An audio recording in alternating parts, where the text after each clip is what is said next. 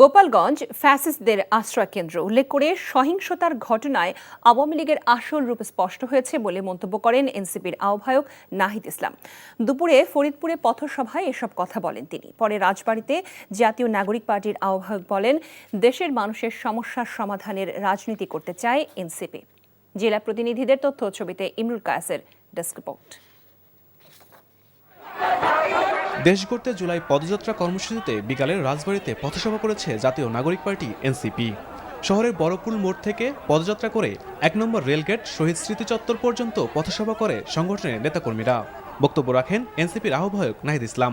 এই পদযাত্রার অন্যতম প্রধান উদ্দেশ্য জেলায় জেলায় এলাকায় এলাকায় আপনাদের সমস্যাগুলো শোনা, আপনাদের সমস্যাগুলোকে আইডেন্টিফাই করা, আপনাদের সমস্যার সমাধানের রাজনীতি আমরা করতে চাই।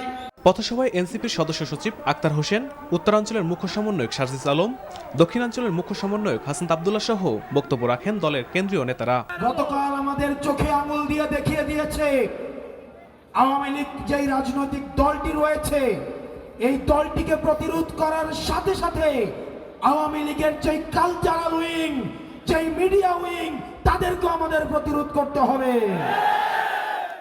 এর আগে ফরিদপুরের জনতা মোড়ে পথসভা করে জাতীয় নাগরিক পার্টি। এ সময় গোপালগঞ্জ ফ্যাসিস্টদের আশ্রয়কেন্দ্র উল্লেখ করে সহিংসতার ঘটনায় আওয়ামী লীগের আসল রূপ স্পষ্ট হয়েছে বলে মন্তব্য করেন নাহিদ ইসলাম। গোপালগঞ্জে এখনো ফ্যাসিস্টরা তাদের আশ্রয়কেন্দ্র হিসেবে গড়ে তুলেছে।